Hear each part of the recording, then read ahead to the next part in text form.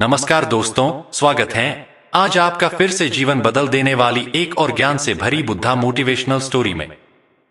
आज की ये कहानी जीवन की तमाम छोटी बड़ी तमाम तरह की समस्याओं से परेशान इंसान को समाधान देगी। दोस्तों, जिस प्रकार से जन्म मृत्यु एक अटल सत्य है, ठीक उसी प्रकार से सुख और दुख का आना जाना भी एक अटल सत्य है। दोस्तों, आज हम इन्हीं की जानकारी एक छोटी सी कहानी के माध्यम से जानेंगे कि सुख दुख क्या होता है।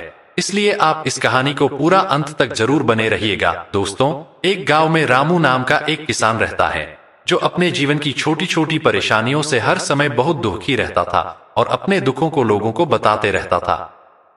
रामू का हर दिन की यही कहानी थी, अपने दुखों को लोगों से बताते फिरता था। एक दिन किसी व्यक्ति से अपनी दुख सुना रहा था, तो उस व्यक्ति ने उसे सलाह दिया कि तुम गौतम बुद्ध के पास जाओ, वो तुम्हारी समस्या का हल निकाल देंगे।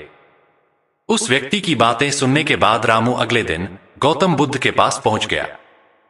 उनके पास जाकर उसने अपना परिचय दिया और बताया कि मैं एक गरीब किसान हूं, खेती बाड़ी करके जैसे तैसे अपना जीवन यापन करता हूं। मैं यहां अपनी परेशानियों को लेकर आया हूं। उसके बाद अपनी परेशानियों को बताना शुरू कर दिया।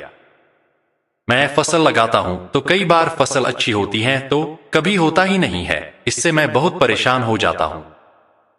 उसके बाद उसने अपनी पत्नी के कहना शुरू किया कि मेरी पत्नी मुझसे प्रेम तो बहुत करती है, लेकिन कभी कभी मुझे इतना परेशान करती है कि मैं उससे तंग आ जाता हूं और सोचता हूं शायद ये मेरे जीवन में आई ही नहीं रहती। एक मेरा बच्चा भी है जो कभी कभी मेरा जीना हराम कर देता है। मैं इन सब से तंग आ चुका हूं, मेरे समस्याओं का कोई हल निकालिए। अपने मन की सारे बातें बता डाला जो उसे तकलीफ देती थी। उसके बाद उसके पास कुछ कहने को नहीं बचा था और उसका मन हल्का हो गया था। रामू की सभी बातों को चुपचाप गौतम बुद्ध सुनते रहे और एक शब्द भी नहीं बोले। अपने समस्याओं के हल के इंतजार में रामू उम्मीदें लगाए बैठा था। बहुत देर इंतजार करने के बाद जब गौतम बुद्ध ने कुछ उत्तर नहीं दिया तो रामू बेसब्र होकर उन पर चिल्लाया और कहा, क्या आपके पास भी मेरे समस्याओं का कोई हल नहीं है? तब गौतम बुद्ध ने बोला, मैं तुम्हारी कोई मदद नहीं कर सकता हूं। किसान को गौतम बुद्ध से यह बिल्कुल भी उम्मीद नहीं थी कि उनके पास मेरे दुखों का हल नहीं होगा। वह हैरान होते हुआ पूछा, क्या आप मेरी दुखों का हल नहीं करेंगे? आप तो सभी के दुखों का समाधान करते हैं। महात्मा बुद्ध ने तब कहा, तुम्हारे जीवन में कोई दुख ही नहीं है। जो तुम्हें दुख लग रहा है उतना तो सभी के जीवन के होता है और सभी को अपनी समस्याएं बड़ी लगती हैं। तुम्हारे जीवन में कोई ऐसा दुख नहीं है जो दूसरे के जीवन में ना हो। सभी के जीवन में सुख दुख आते रहता है, क्योंकि जीवन सुख दुख का संगम है। हम चाहे लाख कोशिश कर ले, जीवन में सुख दुख का आना तय है। कई बार हमें अपने बेगाने तो कई बार बेगाने अपने लगने लगते हैं। हर किसी के जीवन में एक समस्या जाती है तो दूसरी आती है। आज अगर तुम एक समस्या का हल करते हो तो कल तुम्हारे पास दूसरी समस्या होंगी। यही जीवन का सत्य है।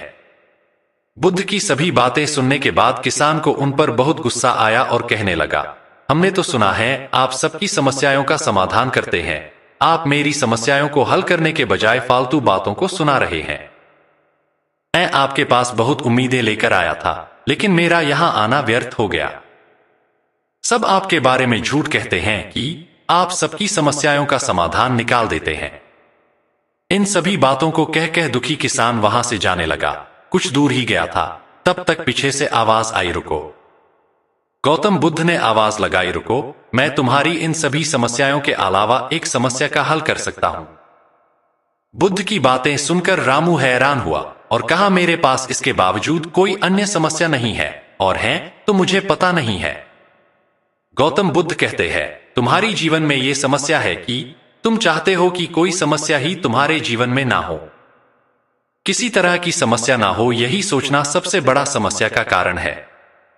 आप यह सोचना ही छोड़ दो कि तुम्हारे जीवन में कोई समस्या है और तुम दुखी इंसान हो। अपने आसपास के लोगों को देखना चाहिए, क्योंकि वे भी किसी न किसी चीज से दुखी हो सकते हैं। जीवन में सुख और दुख स्वाभाविक हैं, जिन्हें कोई नहीं बदल सकता। तुम्हें बस दोनों ही स्थितियों में खुद को काबू में रखना सीखना चाहिए। इससे दुख का असर तुम पर ज्यादा नहीं होगा। ऐसे में तुम्हें यह सोचना छोड़ देना चाहिए कि तुम्हें कोई समस्या है, तभी तुम्हारे जीवन से दुखों का अंत होगा। इन सभी बातों को सुनने के बाद किसान की आंखें खुल चुकी थी। वह महात्मा बुद्ध की कदमों में गिर गया और माफी मांगा और खुशी खुशी अपने घर पर लौट गया। तो दोस्तों, इस कहानी से हमें यह सीखने को मिलता है कि जीवन में सुख दुख का आना स्वाभाविक है और हर किसी को अपनी समस्याओं का सामना खुद करना पड़ता है। उम्मीद करता हूं आपको हमारी रामू किसान और उसके दुखी जीवन की कहानी पसंद आई होगी। यदि वीडियो अच्छी लगी है तो चैनल को सब्सक्राइब जरूर करें। आप सभी का धन्यवाद।